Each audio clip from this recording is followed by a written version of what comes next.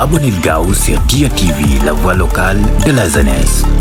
Agriculture, élevage, sport, éducation, religion, santé, people, sport, politique, justice, économie, environnement, transport. Toute l'actualité sur Dia TV.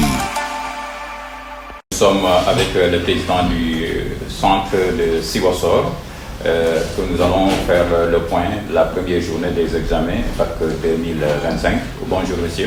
Bonjour. Je m'appelle Chérif Mohamed Koli. Je suis le président du jury 1273 ici au lycée de Sibassor.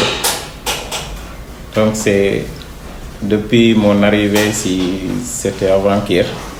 Voilà, j'ai trouvé le personnel du lycée. Mon bien accueilli ici, j'ai visité le centre, l'état des classes, les toilettes, tous les tables bancs, tout est en bon état. Et je rends grâce au bon Dieu parce qu'on a débuté l'épreuve de philosophie pour les séries L et sciences physiques c'est pour la série S. Voilà. Pour la première journée. Pour la première journée, oui, le matin. Voilà. Avant d'entrer dans les classes, j'ai appelé tous les surveillants ici avec le responsable. Moi, c'est pour les alerter et par rapport aux directives du ministre, pour veiller à ce que le bac ça se passe bien dans les classes. Bon, on les a bien sensibilisés avant d'entrer en classe.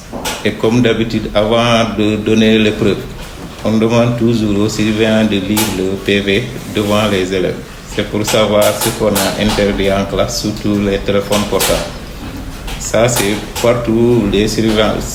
Le ministre, il a fait un communiqué, écrit tout le monde, les parents sont au courant. Même dans les convocations des candidats derrière, tout est mentionné là-bas. Donc, pour le port des téléphones. Le port des téléphones, c'est formellement. Votre affiche au niveau de la porte. Voilà, c'est formellement interdit dans le centre même.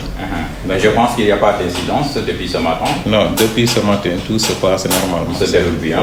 Par rapport aux absences. Bon, on a noté quelques cas d'absence. Voilà, pour l'instant, c'est un peu. Et maintenant, au niveau du centre, il y a combien d'inscrits? Bon, il y a 418 candidats. 418 candidats. Oui, il y a 3 séries, L', L2 et S2. S2, ils sont au nombre de 50. L', c'est 160 et L2, c'est 208 candidats. Et les correcteurs qui sont... Bon, j'ai 20 correcteurs. Ils ont tous sur place pour le moment. Bon, d'autres, parce que chaque fois, c'est par jour de convocation. Okay. Il y a déjà le prof de philo qui est là. Il y a le prof d'espagnol, sciences physiques et le professeur d'anglais pour l'instant. Oui, donc, c'est bien, en tout cas, ici à Sibassor. Non, ici, pour le moment, c'est bien. Et on prie que ça se passe pour toujours jusqu'à la fin de l'épreuve.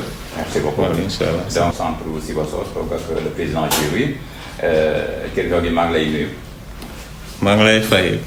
donc man maa ngi tudd Chérif Mohamed Koli maa ngi président jury fii lycée Sibassor. donc depuis bu ma ñëwee fii barki démb fekk naa fi personnel lycée bi censeur bi proviseur bi ak les surveillants généraux waaw teeru nañ ma teeru bu rafet. ma ñëw visité naa établissement bi salle yi dispositif yi ñu def yëpp table banc ñu ngi ci état normal.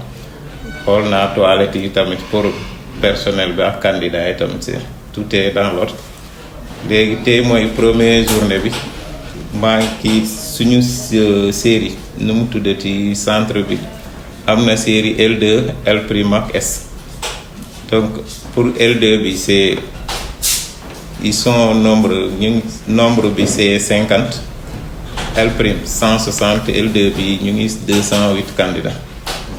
tey épreuve philo la ñu nekk di def pour série L ak science physique pour S bi ci suba donc balaa ñu dugg ci classe ñun loolu la ñuy wax chaque fois ndigal boobu la ñu jox da nga war a woo surveillant yépp nga yedd leen ci nan la ñu war a taxawee ci classe yi pour surveiller élèves yi pour mu bañ a am incident foofu waxtaan nañu ak ñoom ñëpp ku nekk xam na lu mu koy xaar comme liggéey ak surveillant bu nekk salle bu nekk day am responsable surveillant bu fa nekk.